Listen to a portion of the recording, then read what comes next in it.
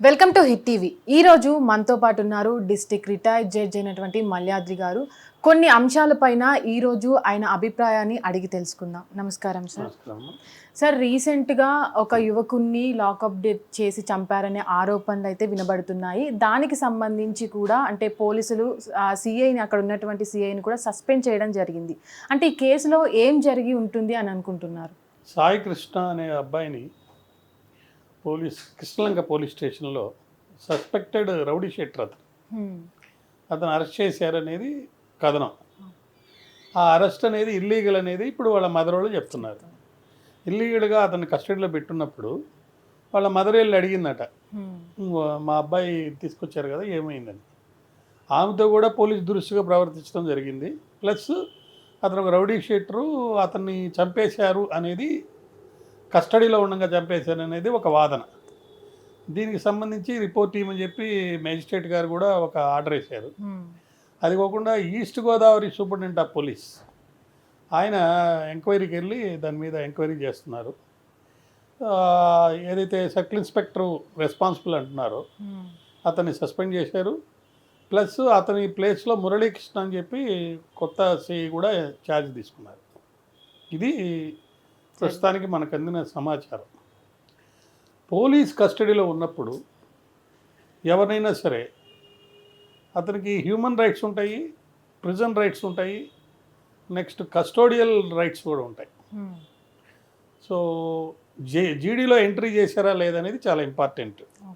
ఇప్పుడు ప్రతి police station కూడా మరి సీసీటీవీలు అవన్నీ వచ్చేసినాయి కాబట్టి ఖచ్చితంగా అతను ఏ విధంగా తీసుకురాబడ్డాడు, ఎలా అతన్ని టార్చర్ జరిగిందా లేదా అనే దాని మీద కథనాలు వచ్చినప్పుడు ఖచ్చితంగా ఎంక్వైరీ చేసి పోలీస్ వాళ్ళ రిపోర్ట్ అది ఇస్తారు. అపార్ట్ ఫ్రమ్ దట్ కస్టడీలో ఉండగా చనిపోతే సుప్రీంకోర్టు తీర్పుల ప్రకారము అతన్ని చంపారు అని చెప్పి ఆ పర్టికులర్ సిఐఓ లేకపోతే కానిస్టేబుల్స్ ఎవరైతే రెస్పాన్సిబుల్ ఉంటారో వాళ్ళ మీద ఒక ఎఫ్ఐఆర్ కట్టాలి. ఎందుకంటే మనుషులకి లైఫ్ అనేది చాలా ఇంపార్టెంట్. మనం రాజ్యాంగం రాసుకుంది ప్రాథమిక హక్కుల్ని కాపాడటానికి. జీవన విధానంలో అతను హాయిగా ఆనందంగా జీవిస్తూ ఉంటే అతని హక్కులు భంగం కలగకుండా ఉండే విధంగా సిస్టమ్ ఉండాలి. మరి సిస్టంలో పబ్లిక్ డ్యూటీ ఉన్న ఆఫీసర్సే వాళ్ళ లిమిట్స్ ఎక్సీడ్ అయ్యి వాళ్ళకున్న పవర్స్ని, అంటే మనం రాజ్యాంగం ద్వారా కొన్ని పవర్స్ ఇచ్చాం పోలీస్కి, అది మిస్యూజ్ చేసి చంపేసినప్పుడు అది డెత్తే అవుతుంది. కానీ అంటే హోమిసైడ్ కాదు, అది సూసైడ్ కాదు, హోమిసైడ్ అని చెప్పేసి తీర్పులు వచ్చినాయి. కాబట్టి ఇప్పుడు ఖచ్చితంగా నాకున్న సమాచారం ప్రకారం ఆ సర్కిల్ ఇన్స్పెక్టరు, నెక్స్ట్ ఎవరైతే ఆ టైంలో కస్టడీలో ఉన్నారో లేకపోతే ఇల్లీగల్గా అతన్ని తీసుకొచ్చారంటున్నారో వాళ్ళందరి మీద ఒక కేసు బుక్ చేస్తారు. అది కూడా సెక్షన్ 302 కింద బుక్ చేయాలి. ఇంకా అదర్ సెక్షన్స్ కూడా వస్తాయి. అవన్నీ వచ్చి వాటి మీద ఒక ఎంక్వైరీ చేసి ఆ ఎంక్వైరీ రిపోర్ట్ రావటం అనేది అది డిపార్ట్మెంటల్ యాక్షన్ ఒకటి జరుగుతుంది. అపార్ట్ ఫ్రమ్ దట్ రెగ్యులర్గా ఒక మనిషిని ఇంకో మనిషి చంపితే అతని మీద ఏ విధంగా కేసు కడతారో అదేవిధంగా కేసు చేస్తే ఆ కేసులో వీళ్ళు బయటపడి తప్పు లేదని కనుక వస్తే అప్పుడు అది ఓకే. లేదు తప్పు ఉందని తెలిస్తే అతనికి కూడా మామూలుగా అందరిలాగానే మరణ శిక్ష కానీ లేకపోతే లైఫ్ ఇంప్రిజన్మెంట్ కానీ 302 రెండే ఉంటాయి. ప్లస్ ఫైన్ ఉంటుంది. ఫైన్ అనేది రెండింటికి ఉంటుంది. మర్డర్ చేశారని ప్రూవ్ అయిన తర్వాత death penalty with fine or life imprisonment with fine, వేరే ఆల్టర్నేటివ్ లేదు. కాబట్టి థరో ఇన్వెస్టిగేషన్ చేస్తారు. ఆ ఇన్వెస్టిగేషన్ రిపోర్ట్ మీద బేస్ చేసుకొని క్రిమినల్ కేసు అనేది కడుతున్నారు. అంటే ఈ కేసులో పర్టికులర్గా చూసుకున్నట్లయితే ఏదైతే నేర ఆరోపణలు ఉన్నాయన్న యువకుడు సాయికృష్ణ ఉన్నారో అతన్ని పోలీస్ స్టేషన్కి తీసుకెళ్లారు, తర్వాత టార్చర్ చేశారనే ఆరోపణలు కూడా ఇక్కడ వినబడుతున్నాయి. తల్లి కూడా చెప్తుంది. అంటే కోర్టు 29వ తారీఖు వరకు కూడా మాకు సబ్మిట్ చేయాలని చెప్పినప్పటికీ కూడా అంటే ప్రభుత్వం ఇక్కడ ఏదో దాస్తుంది అన్న ఆరోపణలు కూడా వినబడుతున్నాయి. అంటే పోలీసుల్ని సస్పెండ్ చేయడం. ప్రభుత్వం మీటింగ్ పెట్టారు. ఆ మీటింగ్లో రివ్యూ మీటింగ్స్ జరిగినప్పుడు ప్రభుత్వం సీఎం అటెండ్ అయ్యి సీఎం దాని మీద ఆర్డర్ ఇచ్చారు. ఎంక్వైరీ చేయమని ఆర్డర్ ఇస్తారు. ఏ ప్రభుత్వం అయినా ఆర్డర్ ఇచ్చేది ఎంక్వైరీ చేయమని. ఈ ప్రభుత్వం కూడా ఎంక్వైరీ అనేది చేయమని ఆర్డర్ ఇచ్చింది.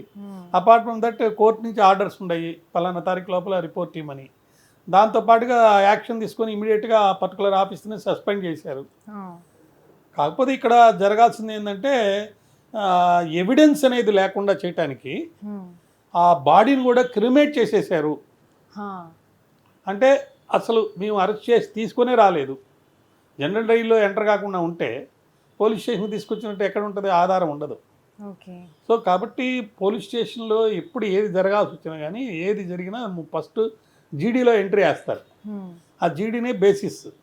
కానీ ఇట్లా రౌడీ షీటర్స్ లేకపోతే ఇల్లీగల్గా ఏదన్నా దందాలు చేసేవాళ్ళు వాళ్ళని తీసుకొచ్చేటప్పుడు పోలీసు వాళ్ళు ఏం చేస్తారంటే అనఫిషియల్గా తీసుకొస్తారు.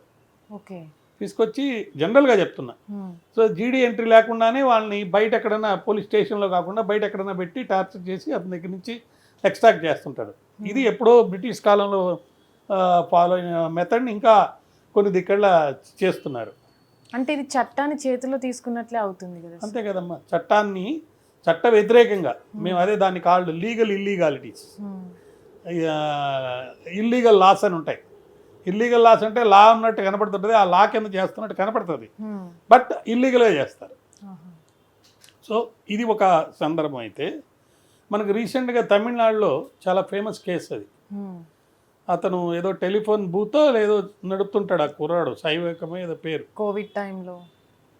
కోవిడ్ టైంలో మరి అతన్ని పట్టుకురావటం, అతని కోసం వెళ్తే వాళ్ళ నాన్న కూడా తీసుకెళ్ళటం, వాళ్ళిద్దరిని బట్టలు ఇప్పి టార్చర్ చేయటం, మొత్తం మీద వాళ్ళు చచ్చిపోతే అది సూసైడు, మేమేం టార్చర్ చేయలేదని పోలీసు చెప్పడం.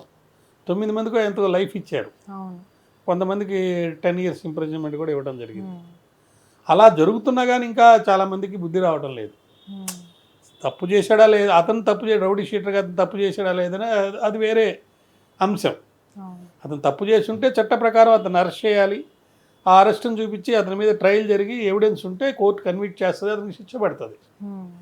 అతను చేసిన తప్పుల వల్ల బాధితులు కొంతమంది ఉంటారు. ఆ బాధితులకు న్యాయం చేయాలనే ఉద్దేశంలోనో లేకపోతే ఆ బాధితులకి న్యాయం చేయాలనే ఉద్దేశంతో తను కూడా కొంత లబ్ధి పొందడానికో కొంతమంది విరవిగి కొన్ని చేస్తుంటారు. ఈ పర్టికులర్లో ఏం జరిగిందనేది ఆధారాలు అనేవి బయటికి రావాలి. ఎంక్వైరీ జరుగుతుంది కాబట్టి ఆ ఆధారాలు బయటకు వస్తాయి. కానీ ఒక కేసు నమోదైనప్పుడు ఆ వ్యక్తి నిందితుడని ఎప్పటికీ మనం అంటే కన్ఫర్మ్ చేయలేము. ఎప్పుడైతే కోర్టుకు వెళ్తాడో కోర్టుకు వెళ్ళి ఆధారాలు అంటే సాక్ష్యాలు నిరూపించిన తర్వాతే కోర్టు కూడా అతను నిందితుడని కూడా ప్రకటిస్తుంది. అంటే ఈ కేసులో మనం ఏమనుకోవచ్చు, అంటే ఇప్పటికి ఇలాంటివి జరుగుతున్నప్పటికీ కూడా? అంటే ఎవరి మీదైనా ఒక కేసు కనుక పెడితే ఆ కేసు కనుక ఎఫ్ఐఆర్గా రిజిస్టర్ అయితే అతను ముద్దాయి అవుతాడు. ముద్దాయి అని అంటే నేరం ఆరోపించబడ్డాడు, ఇతని మీద నేరాలు ఆరోపించబడ్డాయి అనేది వాళ్ళ మదర్ గారి కథనం. సో అతను రౌడీ షీటర్, అతను కొన్ని నేరాలు చేశారనేది పోలీసు వారి కథనం. పోలీసు వారు చెప్పేది ఏంటంటే అసలు మా దగ్గర రాలేదు, మేము అసలు తీసుకురాలేదు అనేది. ఆమె చెప్పేది ఏంటంటే అతన్ని చంపేసి తర్వాత డెడ్ బాడీ కూడా క్రిమేట్ చేసేసారు, ఎవిడెన్స్ లేకుండా చేసేదానికని. అది 201 అని గతంలో మన పాత ఐపీసీ ప్రకారం సెక్షన్ 201 ఉంది. ఇప్పుడు మళ్ళీ అది మార్చారు. బట్ ప్రజెంట్ ఇంకా కూడా ఇప్పుడు మనకు టెక్నాలజికల్గా చాలా డెవలప్మెంట్ జరిగింది. ఇప్పుడైతే ఆంథ్రోపిక్స్ అని వచ్చింది, ఇంకా దాని తర్వాత నెక్స్ట్ స్టేజ్ కూడా వచ్చింది. ఈ సందర్భంలో ఆ పర్టికులర్ మెషినరీని వాడుకొని సాక్ష్యాలని సేకరించి నేరాన్ని రుజువు చేసి శిక్షలు పడే విధంగా వ్యవస్థ ఉండాలి. నిన్న ఏదో ఒక పర్టికులర్ సెక్షన్ మీద చెప్తున్నారు, ఈడీకి సంబంధించిన కన్విక్షన్ రేటు 2% అట. అంటే 100 కేసులు కనుక ఆ పర్టికులర్ కేసెస్ కనుక రిజిస్టర్ అయితే దాంట్లో కోర్టులో నేరం రుజువయ్యి శిక్షలు పట్టడం అనేది 2 కేసుల్లోనే జరుగుతుందట. అంటే 98 కేసుల్లో సాక్ష్యాధారాలు సరిగా లేనందువల్ల కానీ లేకపోతే దొంగ కేసు అయినందువల్ల కానీ కొట్టివేయబడుతున్నాయి. అంటే పోలీసులో అంటే న్యాయ వ్యవస్థకి అనుబంధంగా లేకపోతే న్యాయ వ్యవస్థ కంటే ముందు నేరాలు అరిగట్టేదానికి పోలీస్ వ్యవస్థ ఉంది. వాళ్ళకి ఇంటెలిజెన్స్ ఫెయిల్యూరా అంటే ప్రివెన్షన్ ఆఫ్ ద క్రైమ్ అనేది పోయింది. అసలు నేరం జరిగిన తర్వాత దాన్ని పట్టుకోవడానికి వాడిని తీసుకోవడానికి చేస్తున్నారు, కానీ అసలు నేరమే జరగకుండా ఉంటే ఈ శిక్ష దాకా పోవాల్సిన పని లేదు కదా.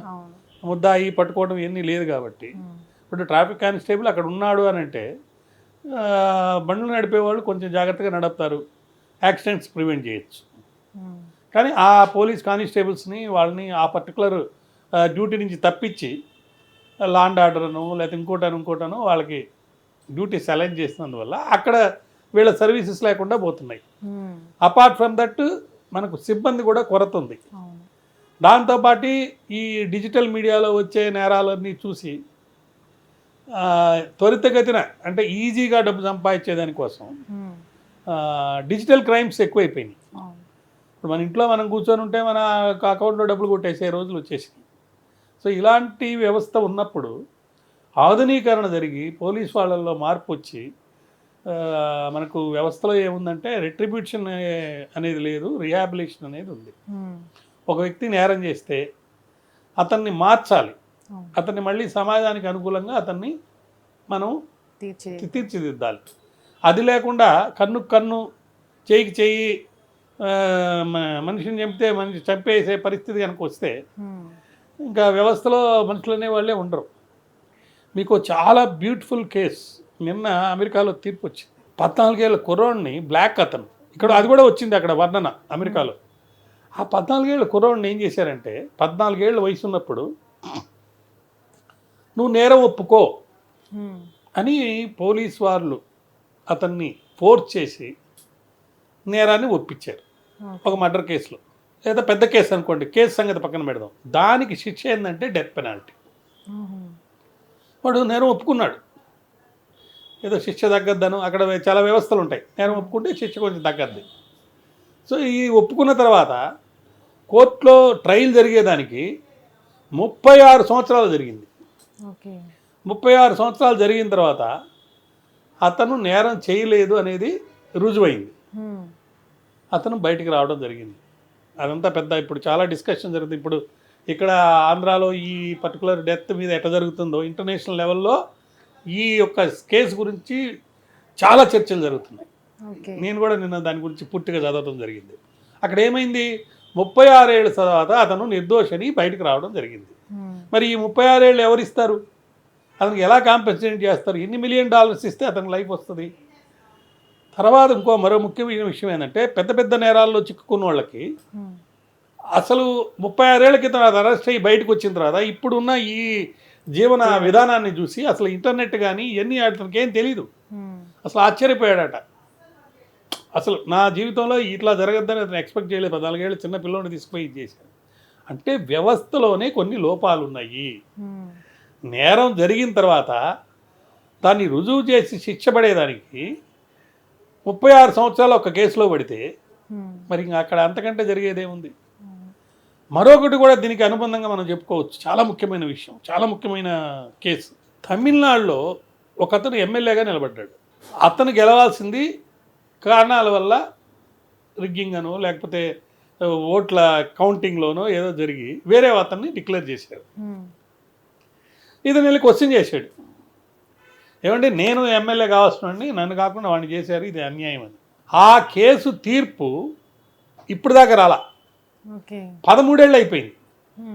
మొన్న సుప్రీంకోర్టు వాళ్ళు ఒక తీర్పు ఇస్తూ దీన్ని మళ్ళీ కింద కోర్టుకు పంపిస్తున్నాము, మద్రాస్ హైకోర్టుకి. మద్రాస్ హైకోర్టులో మళ్ళీ పునర్వివచన చేసి ఇతను ఎన్నిక చెల్లుతుందా లేదా చెప్పమని చెప్పి పంపించారు. అప్పుడు మద్రాస్ హైకోర్టు జడ్జి గారు సుప్రీంకోర్టు చేసింది తప్పు అని ఆయన తీర్పులో ఉటంకించారు. ఆ పని 5 ఏళ్లలో కనుక చేస్తే ఎవరు ఎమ్మెల్యే అయితే వాడు ఎమ్మెల్యేగా పనిచేస్తాడు. ఇప్పుడు కేసు అయితే వేశారు, కానీ కేసు జరిగింది, కానీ ప్రజల చేత ఎన్నుకోపడని వ్యక్తి 5 సంవత్సరాలు ఎమ్మెల్యేగా గడిపేశాడు. ఆ అడ్వాంటేజ్ తీసుకుని మళ్ళీ అతను ఎలక్షన్లో నిలబడటం, మళ్ళీ గెలవడం, ఇవన్నీ జరిగిపోయినాయి. అసలు నిజంగా గెలిచినోడు ఇంతవరకు వాడు చట్ట ప్రకారం లేకపోతే న్యాయంగా గెలిచాడా లేదని తీర్పు అనేది రాలా, 13 ఏళ్ళు అయిపోయింది. దీని మీద క్రిటిసైజ్ చేస్తూ సుప్రీంకోర్టు వాళ్ళు చట్టానికి, న్యాయానికి, ధర్మానికి అనుకూలంగా మరి తీర్పులు అనేవి ఉండాలి. ఇలా 13 ఏళ్ల తర్వాత మళ్ళీ వెనక్కి పంపిస్తే మాకేం జరుగుతుంది, ఇది అన్యాయం కదా. ఇంతకుముందు గతంలో ఇచ్చిన తీర్పుల ప్రకారం సుప్రీంకోర్టు ఈ తీర్పు ఇవ్వలేదని చెప్పి కింద హైకోర్టు వాళ్ళు విమర్శలతోటి దాని మీద జడ్జిమెంట్ ఇవ్వడం జరిగింది. చాలా ప్రముఖంగా అన్ని పత్రికల్లో రావడం జరిగింది. ఇప్పుడు చర్చ జరుగుతుంది. ఓకే. పర్టికులర్గా ఈ కేసులో ఏదైతే కృష్ణపట్నంలో జరిగినటువంటి కేసు ఉందో ఆ కేసులో కూడా పోలీసులు చేసినటువంటి వ్యవహారం పట్ల కూడా అంటే పోలీసులు ఎలాంటి బాధ్యత తీసుకోవాలో ఆ బాధ్యతని వాళ్ళు తీసుకోలేదనే వార్తలు కూడా వినబడుతున్నాయి. అంటే వ్యవస్థ మారిపోవడానికి ఆ పోలీసులు ఇలా వ్యవహరించడానికి కారణాలు ఏమై ఉంటాయంటారు? ఏమి లేదు, సోషల్ స్టాండర్డ్సే. ఓకే. సొసైటీలో ఈరోజు పరిస్థితి ఏంటంటే ఎవరి దగ్గర డబ్బు ఉందో, ఎవరికి పవర్ ఉందో ఆ పవర్ వాళ్ళకి ఎలా వచ్చింది అనేది అవసరం లేదు, ఆ డబ్బు ఎలా వచ్చింది అనేది అవసరం లేదు. ఈ మధ్య నేను ఒక వ్యక్తితో మాట్లాడుతుంటే నేను విన్నది సుమా, 100 మంది రిటైర్ అయినటువంటి ఉన్నతాధికారులు ఉన్నారట. వాళ్ళ పిల్లలకి అంటే అమ్మాయికి 1000 కోట్ల రూపాయలు కట్నం ఇస్తానంటున్నారట. మరి ఇంత డబ్బు ఎక్కడి నుంచి వచ్చింది వాళ్ళకి? ఎంత దొంగ పనులు, ఎంత లంగా పనులు, ఎంత చెడ్డ పనులు చేయకపోతే మరి ఇంత డబ్బు ఎక్కడి నుంచి వస్తుంది? అదే ఇప్పుడు హైడ్రా ఉంది, మీరు బహుశా హైడ్రా గురించి చాలా చర్చలు జరుగుతుంది. హైడ్రాలో 2 ప్రిన్సిపల్స్ ఉన్నాయి. ఒకటేంటి, హైడ్రా అనేది అధికార దుర్వినియోగం జరుగుతుంది. పెద్ద పెద్ద వాళ్ళు ఇల్లు బడగొడుతున్నారు, లేదా చిన్న చిన్న వాళ్ళు ఇల్లు బడగొడుతున్నారు, పెద్దవాళ్ళు ఇల్లు బడగొట్టడం లేదు. అదొక ఇది. ఇప్పుడు నాగార్జున గారి ఎన్ కన్వెన్షన్ సెంటర్ పడగొట్టారు, ఆ స్థలం వాళ్ళకి వెనక్కి ఇచ్చారు కాబట్టి కేసు లేదంటున్నారు. మరి ఇన్ని సంవత్సరాలు అది వాడుకున్నందుకు అందరి దగ్గర నుంచి డబ్బులు వసూలు చేస్తే తీసుకున్నారు కదా, లీజు లేకపోతే రెంటో, అది రికవరీ ఎందుకు చేయరు? అదొక ప్రశ్న. మరొక ప్రశ్న ఉంది సుమా, నిన్న హైడ్రా వాళ్ళు ఒక స్టేట్మెంట్ ఇచ్చారు, రంగనాథ్ గారు. ఆయన ఏమంటారంటే టెంపరీ వేసుకున్న గుడిసెలు లేకపోతే టినీ షెడ్స్ ఇవి తొలగిస్తున్నారట. పర్మనెంట్ స్ట్రక్చర్లు ఉండి ఇళ్లల్లో ఉండే వాళ్ళ జోలికి మేము పోవని అంటున్నారు. తెలిసి నీకు ఆ స్థలం గవర్నమెంట్ది కాదు, గవర్నమెంట్ది అని తెలిసి వాడు అన్యాయంగా అక్రమంగా సేల్ చేస్తే వాడు ఇల్లు కట్టి ఉండొచ్చు, అందరు అధికారులు దొంగ లైసెన్సులు ఇచ్చి ఉండొచ్చు, కానీ స్థలం అయితే వాడిది కాదు కదా, గవర్నమెంట్ది కదా. అది ట్యాంక్ మీదనో లేకపోతే ఎఫ్టీఎల్లోనో బఫర్ జోన్లోనో ఎక్కడో కట్టారు. నీకు అది తెలిసినప్పుడు ముందు అయ్యా నువ్వు ఇదిగో గవర్నమెంట్ స్థలాన్ని ఆక్రమించి నువ్వు అక్రమంగా కట్టావు, నీ ఇల్లు తీసేయి, లేకపోతే మేము డిమాలిష్ చేస్తాం నోటీస్ ఇచ్చి, లేదు వాడు ఎన్నో సంవత్సరాల నుంచి అక్కడే ఉన్నాడు, మంచిదే ఉన్నాడు, వాడికి న్యాయం చేయాలి, అది మన భద్రతకి ఏమన్నా ఇబ్బంది ఉందా లేదో చూసుకోవాలి, ఆ వాటర్ ఫ్లోకి ఏదైనా ఇబ్బంది ఉందా లేదో చూసుకోవాలి.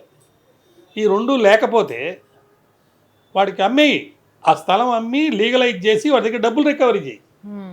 గవర్నమెంట్ రేట్ ఏదో ఉంటుంది కదా ఆ స్థలానికి, అట్లా రికవరీ చేసేస్తే మనం ఈ వ్యవస్థ బాగుందని చెప్పచ్చు. హైడ్రా మంచి ఉద్దేశంతో పెట్టారని ముఖ్యమంత్రి గారు చెప్తున్నారు, అది మంచి ఉద్దేశమని నేను కూడా సమర్థిస్తున్నాను. ఇప్పుడు తెలంగాణలో ఒక విధంగా చెప్పాలంటే ఇక్కడ హైడ్రా వచ్చినట్టు ఇంకా మిగతా ప్లేసెస్లో కూడా నిజామాబాద్లో నుడ్రా అని అది కేసీఆర్ గారు కూడా అన్నారు. ఇంకోది ఇక్కడ ఒకటి వస్తే మంచిది, చట్టాలు వస్తే మంచిదే, కానీ హైడ్రా అనేది చట్టాన్ని మరో రకంగా అమలు చేయకూడదు. చట్ట పరిధిలో ఏదైతే ఇప్పుడు 36 ఎకరాలు అట కొత్తగా ఒక ట్యాంక్ చెప్పారు, దాన్ని ఆధునీకరణ చేస్తున్నాం 306 కోట్ల రూపాయలు ఇచ్చి అని చెప్పి నేను చదవటం జరిగింది. 306 కోట్లు ఇవ్వటం మంచిదే, దాన్ని డెవలప్ చేయటం మంచిదే. 36 ఎకరాల్లో 18 ఎకరాలు ఆక్రమణకు గురైపోయి ఇళ్ళు కట్టేసి పెద్ద పెద్ద ఇళ్లలో ఉన్నప్పుడు వాళ్ళందరికీ ఎందుకు నోటీసులు ఇవ్వరండి మీరు? ఆ స్థలాన్ని ఎయిదర్ రికవర్ చేసి తీసుకోండి, ఇళ్ళు బాలగొట్టి నోటీసులు ఇచ్చి, లేదు ప్రజా సంక్షేమం మీకు ఇష్టం కాబట్టి, లేదా ప్రజలు ఇట్లా దుర్వినియోగం చేసినా కూడా ఆల్రెడీ చాలా కాలం నుంచి అక్కడ ఉంటున్నారు కాబట్టి కొంతమంది అధికారులు తప్పుడు విధానాల వల్లనే కదా ఇవన్నీ జరిగింది. అప్పుడు ఏం చేయాలి నువ్వు? వాళ్ళ దగ్గర నుంచి డ్యామేజెస్ రికవర్ చేయాలి, స్థలం వాల్యూ రికవర్ చేయాలి, ఇన్ని సంవత్సరాల స్థలం వాడుకున్నందుకు డబ్బులు రికవర్ చేయాలి. దానికి సంబంధించి ఎటువంటి పురోగతి లేదు. తర్వాత ఎవరైనా ఏదైనా ఒక స్థలాన్ని ఆక్రమిస్తే ప్రతి స్థలానికి ఇప్పుడు ఆల్రెడీ ఐడెంటిఫికేషన్ జరిగిపోయింది. ఈ స్థలం ఏంటి, nature of the site, nature of the land, అది పోరంబోక్ ల్యాండా, గవర్నమెంట్దా, ప్రైవేటుదా, లేకపోతే అనామత్తులో ఉందా, లేకపోతే ఎఫ్టీఎల్ అంటే ఏదైనా రివర్ జోన్లోకి వచ్చిందా లేదనేది డిసైడ్ అయిపోయింది. ఒకసారి అది అయిన తర్వాత ఎవడో వచ్చి, అంటే పర్యవేక్షణ తక్కువ ఉంది కాబట్టి ఒక స్థలంలో ఒక గుడిసె చేస్తాడు. దానికి అసెస్మెంట్ నెంబర్ ఎలా ఇస్తున్నారండి? ఎందుకు ఇస్తారు? ఎలక్ట్రిసిటీ కనెక్షన్ ఎందుకు ఇస్తున్నారు? బ్యాంక్ లోన్లు ఎందుకు ఇస్తున్నారు? నిన్న ఒక విచిత్రమైనటువంటి కేసు హైకోర్టులో వచ్చింది. తెలంగాణలో కొన్ని ఎకరాల భూమిని ఒక పర్టికులర్ సంస్థకి వ్యాపారం చేసుకోవడానికి ఇస్తే ఆ భూమిని తాకట్టు పెట్టి 500 కోట్ల రూపాయలు లోన్ తెచ్చారట. దాని మీద 168 కోట్ల రూపాయలు రుణం ఇంట్రెస్ట్ అయింది. మొత్తం ఇప్పుడు 686 కోట్లు రుణంగా ఉంది. వాడిది కాని స్థలాన్ని వాడు తాకట్టు పెడుతుంటే ఎస్బీఐ ఎలా లోన్ ఇచ్చింది? మీ మీద సిబిఐ ఎంక్వైరీ ఎందుకు వేయకూడదని చెప్పి హైకోర్టు నిన్న ఆర్డర్స్ పాస్ చేయడం జరిగింది. అంటే ఒక బ్యాంక్కి వాళ్ళు ఒక లోన్ ఇచ్చే ముందల కేవలం వాడు లోన్ తిరిగి కడతాడా లేదనేదే చూడటం కాకుండా ఏదైతే తాకట్టు పెడుతున్నాడో ఆ భూమి మీద లోన్ తీసుకునే వాడికి ఎటువంటి హక్కు ఉంది అనేది చూడాల్సిన బాధ్యత వాళ్ళ మీద ఉంది. మీరు చెప్పిన ఇందాక అడిగిన దాంట్లో ఏంటంటే, ఒకటి వ్యవస్థలో అనేక మార్పులు రావాలి, విధి విధానాల్లో మార్పు రావాలి, పర్టికులర్లీ ఆర్థికమైనవి లేదా సామాజికమైన నేరాలు లేదా హై ఇన్ఫ్లుయెన్షియల్ కేసెస్ ఉంటాయి, లేదా ఫండమెంటల్ రైట్స్ను వైలేట్ చేసే కేసెస్, ఒకరిని చంపబోయే కేసు, చంపే కేసు, లేదా గవర్నమెంట్లో ఉన్న అఫీషియల్స్ని వాళ్ళు దుర్వినియోగం చేసే కేసులు, ఈ పర్టికులర్ సాయికృష్ణ కేసు, ఇట్లాంటి కేసుల్లో ఉన్నతాధికారులు లేదా ప్రస్తుతం ఉన్న ప్రభుత్వం ఆల్రెడీ ఉన్న విధి విధానాలని ఉన్నా కూడా నేరాలు జరుగుతున్నాయి కాబట్టి మార్పు తీసుకురావాలి. ఈ కేసులో ఎవిడెన్స్ రికార్డ్ చేయటం, ఎంక్వైరీ రిపోర్ట్ రావడం ఒక ఎత్తు అయితే, సామాజిక బాధ్యత గవర్నమెంట్ మీద ఉంది. ఎవరి చావైనా అది చావే. అది నక్సల్బరీలో నక్సలైట్ అయి ఉండొచ్చు, లేకపోతే రోడ్డు మీద బిచ్చగాడు అయి ఉండొచ్చు. అందుకని ఈ మధ్య సుప్రీంకోర్టు ఇచ్చిన తీర్పులో ఓల్డ్ ఏజ్డ్ లేడీస్ ప్రాస్టిట్యూషన్ చేసినా కూడా అది లైసెన్స్ లేకపోయినా, అది చట్ట వ్యతిరేకమైనా కానీ వాళ్ళని ఇబ్బంది పెట్టద్దు, వాళ్ళని హెరాస్ చేయొద్దని పోలీసు వాళ్ళకి డైరెక్షన్ ఇవ్వడం జరిగింది. అది తప్ప మన భారతీయ సంస్కృతి సాంప్రదాయాలు, వేదాలు, ఉపనిషత్తులు, పురాణాల్లో కూడా మనం చూస్తే అక్కడక్కడ వేశ్యలు అనేవాళ్ళు ఉన్నారు. కొంతమంది వేశ్యలు చాలా వాళ్ళు ఏమంటే వాళ్ళ యొక్క సంస్కృతితోటి భగవంతుడికి దగ్గరైన వాళ్ళు కూడా ఉన్నారు. కాబట్టి దానిలోకి నేను చర్చకు పోను. కానీ ఒకటైతే వాస్తవం, చట్టం అనేది ఫెయిల్ కాకూడదు. అది ఫెయిల్ అయ్యేటప్పుడు ఆ ఫెయిల్ అయినందువల్ల జరిగే నష్టాలు, కష్టాలు కనుక చాలా సీరియస్గా ఉన్నప్పుడు చట్టంలోనే ఏదో లోపం ఉంది కాబట్టి వెంటనే దాన్ని మార్పులు అనేది జరగాలి. హిట్ టీవీ యాప్, ఇందులో short news, live news, entertainment shows, movies, digital magazines తో పాటు మీ జిల్లా వార్తలను కూడా ఫ్రీగా చూడొచ్చు. ఇంకెందుకు ఆలస్యం, వెంటనే హిట్ టీవీ యాప్ ని డౌన్లోడ్ చేసుకుని ఫ్రీగా ఎంటర్టైన్మెంట్ పొందండి. Hit TV app. Hit TV app. Please download hit TV app. Hit TV యాప్ని ఫ్రీగా డౌన్లోడ్ చేసుకొని ఎంజాయ్ చేయండి. మీకు నచ్చిన ఎంటర్టైన్మెంట్ కోసం హిట్ టీవీ యాప్ ని ఫ్రీగా డౌన్లోడ్ చేసుకొని ఎంజాయ్ చేయండి. హిట్ టీవీ యాప్ ని డౌన్లోడ్ చేసుకుని ఆస్వాదించండి, ఆశీర్వదించండి. ఇంతమంది సెలబ్రిటీలు హిట్ టీవీ యాప్ ని డౌన్లోడ్ చేసుకోండి అని చెప్తున్నారంటే ఎంత మంచి యాప్ ఆలోచించండి. అమెరికా అమెరికా అమెరికా అమెరికాలో చదవాలనుకునే వాళ్ళకి విశ్వసనీయమైన పేరు మన శౌర్య కన్సల్టెన్సీ. UK లో 1 year masters, UK లో 1 year masters, 2 years work permit up to 5 years visa. Contact Saurya Consultancy. Contact 89851 89851.